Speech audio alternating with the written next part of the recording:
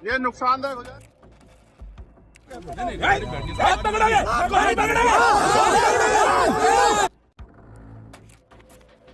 जी हां दोस्तों, कपसाड़ कांड पर दो दलित सांसदों ने योगी टीम को दौड़ा लिया। पुलिस टीम पर भारी पड़े एक अकेले चंद्रशेखर। स्वागत है आप सभी का। आप देख रहे हैं द राजनीति का विशेष सेगमेंट खबर और विश्लेषण। मैं हूं जबार खान। दोस्तों, आज के शो में सबसे पहले आपको दो दलित सांसदों के साथ उत्तर प्रदेश की योगी आदित्यनाथ की पुलिस के दुर्व्यवहार का दो वीडियो दिखाता हूं।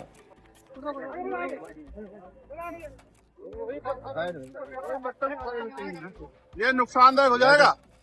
कोई इतना हल्का नहीं, मैं एक फोन करूंगा सारी सड़कें बंद हो जाएंगी। इस तरह का व्यवहार मत करो।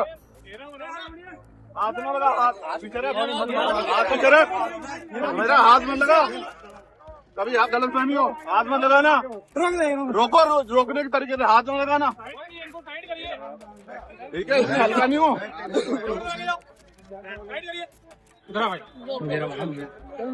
जैसे रोक सकते रोको, अगर हाथ लगाया कोई भी फिर अच्छा नहीं होगा।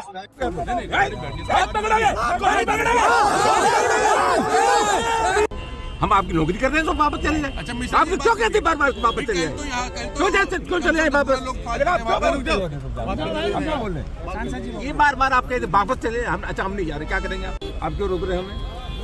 आपके रुकने से आपके रुकने से आप पुलिस के अधिकारी, आप अपनी ड्यूटी करिए। हम एक पॉलिटिकल पार्टी को चलाते हैं, हमें आप दिशा देते हैं, दिक्कत नहीं है। नहीं, आप हमें ज्ञान दिए जा रहे हैं। दोस्तों, यह नजारा है योगी शासन और योगी पुलिस के जबरिया और दलित सांसदों के साथ दुर्व्यवहार का। जबकि दलित सांसद योगी राज में एक दलित बेटी के साथ हुई हैवानियत और उसकी मां की गई हत्या के विरोध में पीड़ित परिवार के आंसू पोंछने जा रहे थे।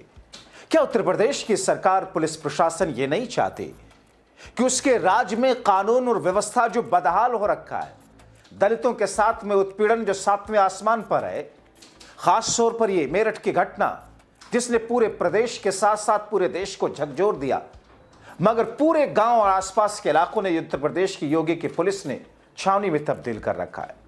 मेरठ के सरदना क्षेत्र के कपसाड़ गांव में दलित महिला जिसकी निर्मम तरीके से हत्या कर दी गई और उसकी बेटी जिसका अपहरण कर लिया गया था, मगर अपडेट इस वक्त की आपको बताऊं कि अब से थोड़ी देर पहले उस बेटी को बरामद कर लिया गया और उसके मुजरिम को भी पुलिस ने गिरफ्तार कर लिया।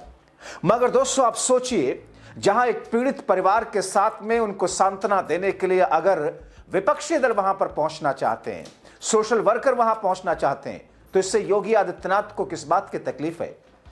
आखिर वहां पर इलाके के पुलिस अधिकारी, क्या उनकी मजाल और औकात है कि बिना प्रशासनिक या फिर शासकीय हुक्म के उन सांसदों के साथ में ऐसी धक्का मुक्की करें? किस बात का डर है योगी आदित्यनाथ को? आखिर वहां पर उस गांव में उन पीड़ित परिवार के आंसू पोंछने के लिए इनको क्यों नहीं जाने दिया जा रहा? जाहिर तौर पर गांव के बाहर जिस तरीके से जो दृश्य और नजारा देखा, हर कोई चौंक गया। गांव के बाहर टोल प्लाजा और चौराहे पर जिस अंदाज में पुलिस ने आने जाने वालों को जिस तरीके से धक्का मुक्की के साथ में घसीटा, वो अपने आप में चर्चा का विषय है। दरअसल मेरठ के सरदना के कपसाड़ गांव में दलित परिवार की बेटी, जिसका पारस राजपूत नामी युवक ने अपहरण कर लिया था और उसकी मां की हत्या कर दी गई थी। सांसद चंद्रशेखर आजाद, उनके साथ में रामजीलाल सुमन अलग अलग वक्त पर अलग अलग जगहों पर जिस तरीके से, और सभी विपक्षी पार्टियां, कांग्रेस समेत दूसरी पार्टियां जब वहां पहुंचने की कोशिश कर रही थी, तो पुलिस मानो जल्लाद बन गई हो, मानो उनको कोई मौका मिल गया अपने आका के नजर में, योगी आदित्यनाथ की नजर में खुद को दिखाने का कि देखिए महाराज जी, आपके कदमों में हम कैसे गिरे रहते हैं, आपके हुक्म का पालन हम क्यों ना करें।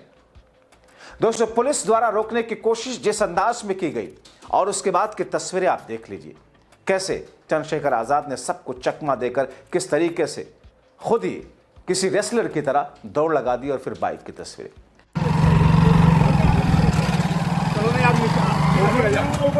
ठीक है दोस्तों, जो सरकार बहु बेटियों की सुरक्षा की बात करती है, जो सरकार और पार्टी ये कहती है कि बहन बेटियों को छेड़ने वालों का ठिकाना जहन्नुम होगा, मगर वो सरकार और पुलिस प्रशासन इस दलित बेटी के साथ दरिंदगी और उसकी मां की मौत पर मौन है क्यों? हालात ये हैं कि सरकार ने उस पीड़िता के आंसू पोंछने के लिए, वहां पर जाने वालों को रोकने के लिए चप्पे चप्पे पर पुलिस तैनात कर दिया।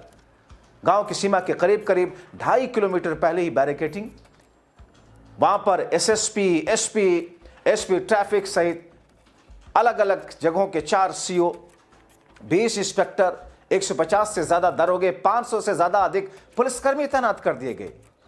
अगर इतनी सतर्कता योगी आदित्यनाथ की पुलिस कानून व्यवस्था को कायम रखने के लिए, बनाने के लिए दिखाए, तो शायद अपराधी खौफ के मारे थरथरी ना कांपे, बल्कि अपराध करने से पहले वो तौबा करने लग जाएं।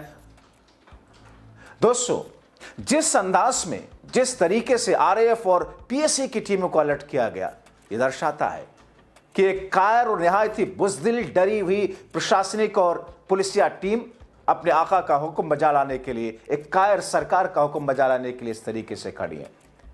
अब दोस्तों देखिए, इस विभत्स घटना के कवरेज कर रही वहां पर जो मीडिया के लोग थे, किस तरीके से पुलिस ने उनके साथ मारपीट और धक्का मुक्की की, गांव के अंदर प्रवेश पर प्रतिबंध लगा दिया।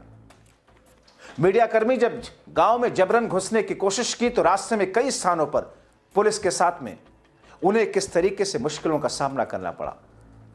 पीड़ित परिवार से मिलने जा रहे चंद्रशेखर आजाद का जिक्र जो मैंने आपके सामने किया, किस तरीके से, कैसे उनके साथ में धक्का मुक्की की गई, टोल प्लाजा की ये तस्वीरें बताती हैं। दोस्तों, अब आने वाले वक्त में दलित उत्पीड़न का मुद्दा एक बार फिर से उत्तर प्रदेश में चरम पर पहुंचा।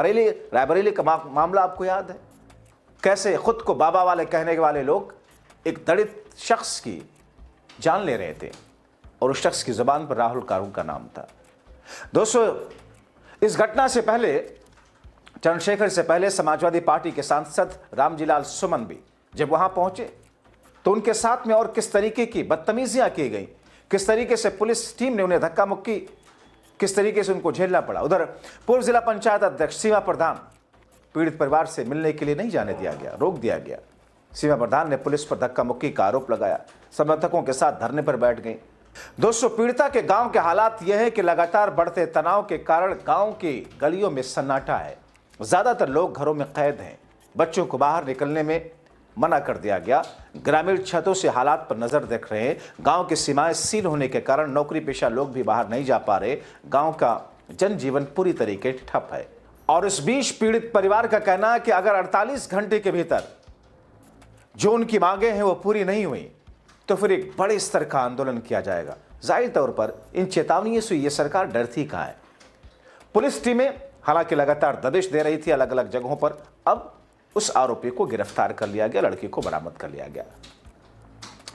अब दोस्तों, जो घटना हुई, जिस अंदाज में घटना हुई और ऐसी स्थिति में उस पीड़िता के साथ में उसकी मां की जिस तरीके से निर्मम हत्या की गई, शव को सामने रख करके लोग उसका अंतिम संस्कार करने से इनकार किए, क्योंकि एक संवेदनशील मामले में अगर उत्तर प्रदेश की सरकार और पुलिस इस तरीके से, इस अंदाज में इस मुद्दे को गायब करने की कोशिश कर रही है, मतलब कानून व्यवस्था, न बहन बेटियों की सुरक्षा, न शिक्षा स्वास्थ्य की चिंता, ऊपर से ऐसा माहौल बैकडोर से बनाया जा रहा। जरा आप इस वीडियो को देख लीजिए। हिंदू रक्षा दल की तलवार वितरण सफलता के कार्यक्रम के बाद जब पुलिस ने हम पे बंदिशें लगाई, बंदिशों से हिंदू रक्षा दल डरने वाला नहीं है किसी भी सूरत में। आज हिंदू रक्षा दल ने जो लट वितरण का कार्यक्रम किया है, ये खालिस मुसलमानों के लिए किया है।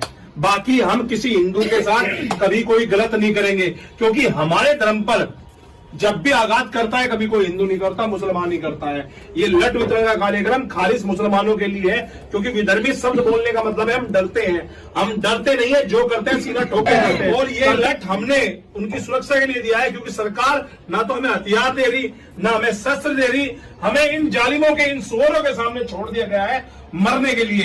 तो आज हिंदू रक्षा दल ने लक्ष्य लिया है, कम से कम अपने हर सनातनी के भाई के घर में, जो आज हिंदू सबसे ज्यादा कमजोर है, उसके घर में एक लट भी नहीं है। जो विधर्मी जब हमारी बहन बेटियों को नोचने के लिए आए, कम से कम उनका सर फाड़ने का काम तो हिंदू रक्षा दल के कार्यकर्ता इससे करेंगे और समाज करेगा। हमारा लक्ष्य है 1 लाख लट पूरे देश में हिंदू रक्षा दल द्वारा बांटे जाएंगे, और उन 1 लाख लट का लक्ष्य यही है, जब भी कोई विधर्मी हमारी बहन बेटियों की इज्जत खींचने का काम करेगा, इन लट से उनका दिमाग ठीक करेंगे या नहीं करेंगे? जय जय श्री राम। देखिए, सनातन की रक्षा और सुरक्षा के लिए तरह तरह के मंचों से अस्त्र शस्त्र वितरण कार्यक्रम आज नई बात नहीं है, अनादिकाल से चला आ रहा है। और अपने धर्म की बहन बेटियों की सुरक्षा और रक्षा के लिए अगर कोई भी सनातनी भाई, कोई भी सनातनी योद्धा अपने साथ किसी भी शस्त्र को रखता है तो मैं समझता हूँ कोई महापाप नहीं है। जैसे आप देख रहे हैं हमारा सिख पंथ है, उसमें प्रत्येक सिख के पास में तलवार है, कृपाण है, और किस तरह से धर्म की रक्षा के निरंतर वो सभी भाई शस्त्रों से लैस रहते हैं। इसीलिए सनातन की रक्षा सुरक्षा के लिए जैसे भी आपने देखा, जो विधर्मी कुछ जयचंद जो आज मजाक बना रहे हैं, हंस रहे हैं, याद रखना कल वो दिन दूर नहीं जब वो सब रोएंगे। क्यों? क्योंकि विधर्मी केवल इंतजार कर रहे हैं कब वो समय आएगा जब हम इनको घरों से खींच लेंगे। इसलिए मैं आज इतना ही कहना चाहूंगा कि प्रत्येक सनातनी वीर को अपने साथ शस्त्र रखने चाहिए। शस्त्र रखना कोई महापाप नहीं है और वितरण करना कोई महापाप नहीं है। जय जय श्री राम। जय श्री राम। हिंदू मगर दोस्तों, योगी का बुलडोजर पंक्चर सा दिख रहा है, ऐसे लोगों के खिलाफ नहीं उतरेगा। इसीलिए जागरूक रहिए, अपनी आवाज उठाइए।